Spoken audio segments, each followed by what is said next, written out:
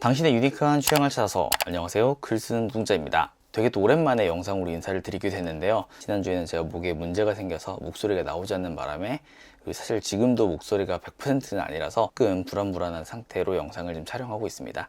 그래서 오늘도 조금 간단한 영상을 촬영을 했는데요. 오늘 제가 여러분들과 함께 할 이야기는 DJI에서 새롭게 공개한 액션캠 DJI 오즈모 액션에 관한 이야기를 좀 해보고자 합니다. DJI는 티징 페이지를 통해서 신제품 소식을 살짝 드러냈었는데요. 근데 이미 여러가지 유출 소식 때문에 액션캠을 내놓을 것이라는 전망이 지배적이었습니다. 그리고 그 예측 그대로 DJI는 액션캠 오즈모 액션을 선보이게 됐는데요. 며칠 전에 제가 홍대 DJI 플래그십 스토어에 찾아가서 오즈모 액션을 실제로 만져보고 왔습니다. 그래서 여러분들이 제가 실제로 만져보면서 궁금해하실 내용을 또 한 5가지 정도 준비를 해봤는데요. 오즈모 액션의 첫인상을 좀 전달을 해드리고자 합니다. 첫 번째로 센서에 관한 이야기를 좀 해봐야 할 것 같은데요. 아마 이 오즈모에서 액션캠을 낸다고 하셨을 때 가장 궁금해하셨던 부분 중에 하나가 센서가 아닐까 싶습니다. 근데 이 센서는 이제 약간 짐작하셨던 대로 2.3분의 1인치 센서, 그러니까 고프로 7이나 혹은 오즈모 포켓과 같은 크기의 센서를 탑재를 했습니다. 아마 많은 분께서 좀 1인치급의 이상의 좀 센서를 좀 기대를 하셨던 것으로 알고 있는데, 기존 센서와 크게 다르진 않습니다.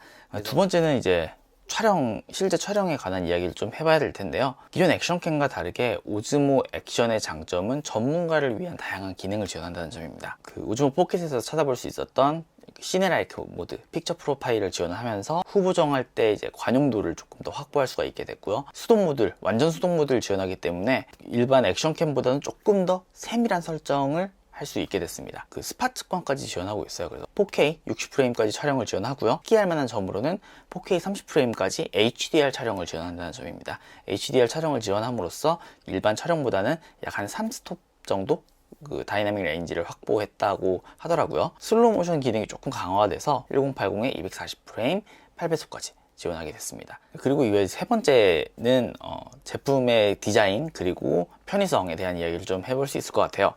제품의 디자인은 고프로와 크게 다르지 않습니다. 64, 42, 35mm의 크기를 갖추고 있고요.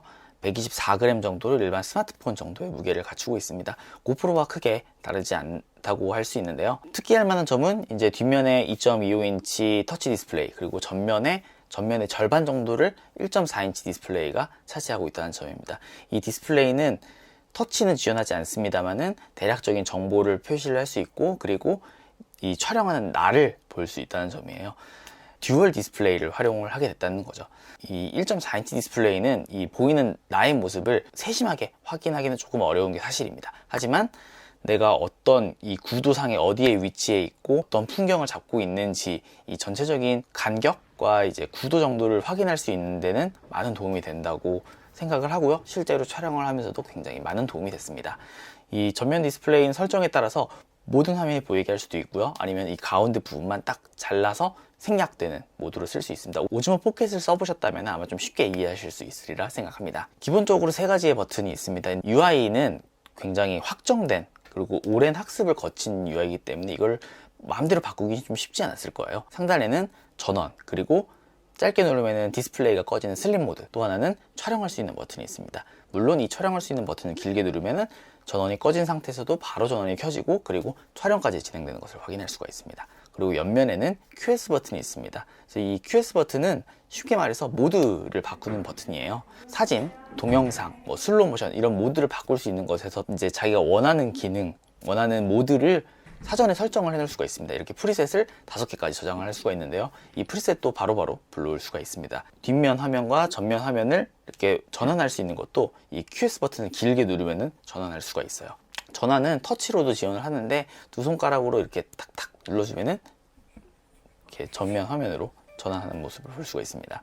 DJI는 이 QS 버튼을 수중이나 혹은 액티비티 활동하는 도중에 터치를 쓸 수 없는 환경에서 이 버튼만으로도 조작할 수 있다는 그런 용도로 쓸 수 있다라고 설명을 하고 있어요. 그리고 이 OS 자체에 들어있는 UI는 오즈모 포켓을 써보셨다면 굉장히 쉽게 익숙해질 수 있는 그런 UI입니다. 고프로 같은 다른 액션캠에서도 사실 크게 다르진 않은데요. 이 4방향의 모서리를 활용하고 있습니다. 그래서 왼쪽에서 오른쪽, 그리고 오른쪽에서 왼쪽 메뉴를 불러오고 찍었던 영상과 사진을 확인할 수 있습니다. 대부분의 동작은 터치로 지원을 하는데요. 조금 인상 깊었던 점은 이 터치의 반응 속도가 꽤 빨랐다는 점이에요. 그래서 터치를 할 때마다 즉각적으로 나오는 피드백을 볼 수 있어서 빠르게 설정을 하고 이거 생각보다 쾌적한데? 라는 생각을 좀, 자그마한 화면으로 설정하기 좀 어렵다고 생각하시면은 스마트폰을 통해서 연결할 수 있습니다. 오즈모 포켓과도 연결할 수 있는 이 DJI 미모라는 앱을 통해서 와이파이 혹은 블루투스로 연결할 수 있는데요. 화면도 미리 볼 수 있고요. 그리고 설정도 이 스마트폰에서 바꿀 수가 있습니다. 화면의 딜레이는 제가 좀 체험해본 환경이 조금 안정적인 환경이라서 그런지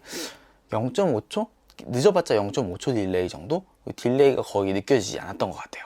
또한 음성을 인식할 수도 있습니다. 근데 아직 음성은 중국어 그리고 영어만 지원을 하고 있어요. 제가 한국어는 언제쯤 지원하느냐라고 물어봤는데 아직 한국어 업데이트에 대한 구체적인 일정은 나와 있지 않다는 답변을 받았습니다. 다만 이 DJI에서 한국 시장을 꽤 눈여겨보고 있다는 답변을 받았어요. 그래서 꽤 생각했던 것보다 빠르게 업데이트를 할 수 있을 것이다 라는 답변을 받았는데요. 이거는 좀 이제 기대를 해봐야 할 것 같습니다. 그 내부에는 1300mAh 배터리가 들어있고요.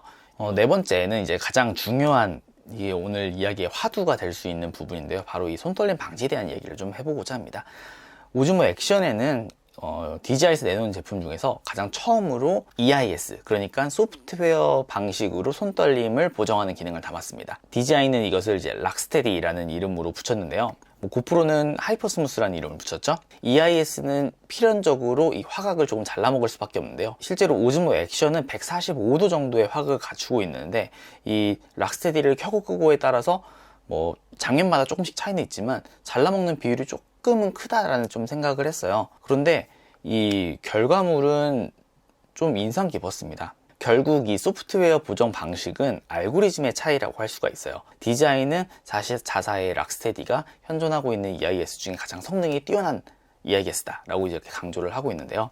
이 EIS를 DJI에서 갑작스럽게 개발한 것은 아니라고 합니다. 지속적으로 EIS를 개발해왔고 이 3축 모터를 이용한 짐벌 그 노하우를 녹여내서 락스테디를 개발했다고 하는데요. 많은 분들께서 어느 정도냐라고 궁금해 하실 텐데 제가 현장에는 오즈모 포켓을 들고 왔기 때문에 오즈모 포켓을 가지고 이 두 개의 카메라를 비교할 수가 있었습니다. 그리고 실제로 그 결과물을 보면은 놀랍게도 오즈모 액션 쪽이 훨씬 더 자연스러운 모습을 보여줬습니다. Z축은 오즈모 포켓에서 약점으로 지적받던 부분인데 오즈모 액션에서는 이 Z축도 상당히 부드럽게 처리를 하는 것을 볼 수 있었습니다.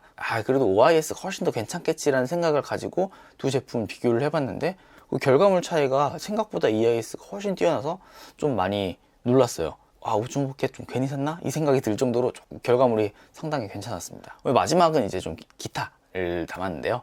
첫 번째는 가격인데 가격이 이번에 45만 9천 원이 나왔습니다. 고프로는 50만 8천 원에 책정이 되어 있는데 DJI가 제품을 공개하기 전부터 이 고프로를 염두에 두고 좀 공격적인 가격 책정을 하겠다라고는 이야기를 들었었어요. 근데 실제로 가격이 보니까 이거 진짜 살만한 것 같아요. 물론 아직 이 센서나 그리고 EIS는 조금 더 검증을 해봐야겠지만 고프로에 이렇게 크게 꿀리지 않겠다라는 생각이 지금 하드웨어 스펙만으로는 듭니다.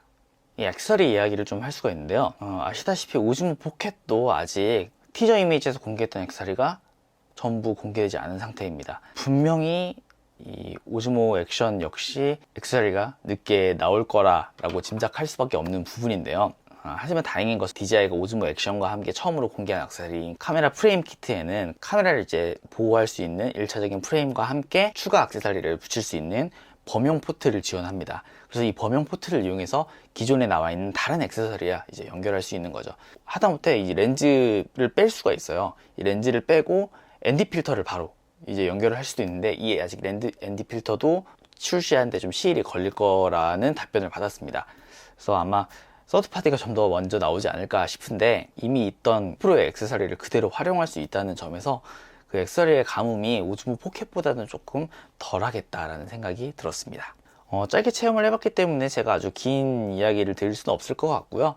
좀 더 심층적인 비교는 아직 조금 어려울 것 같습니다. 제가 제품을 확보를 할 수 있게 되면은 그때 조금 더 보완해서 여러분들께 소개를 해드리도록 하고요.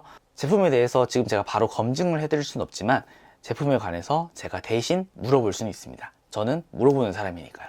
영상을 보시고 좀 궁금하다, 좀 더 알고 싶다 하는 부분들이 있으면은 댓글이나 이메일 남겨주시면 제가 이거를 DJI에 직접 물어볼 수도 있습니다. 궁금하신 부분들을 저에게 가볍게 질문해 주시면은 제가 이 부분들 모아서 좀 실제로 검증을 해보거나 아니면은 DJI에 직접 문의를 해서 답변을 받아서 여러분들께 다시 한번 소개를 해드릴 수 있도록 하겠습니다. 간단한 첫인상은 이렇게 좀 소개를 해드렸고요. 지금 제가 아직은 컨디션을 회복한 게 아니라서 조금 목소리가 좀 가라앉고 좀 듣기 불편할 수도 있었을 텐데, 이 점에 대해서 다시 한번 제가 너른 양해를 구하며 빨리 저는 컨디션 회복해서 좀 더 괜찮은 영상을 들고 여러분들께 인사드리도록 하겠습니다. 간단하게 첫인상을 소개를 해드렸습니다. 그럼 지금까지 글 쓰는 노동자였습니다.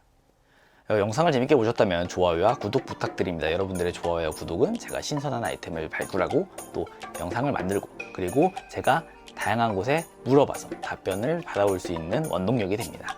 감사합니다.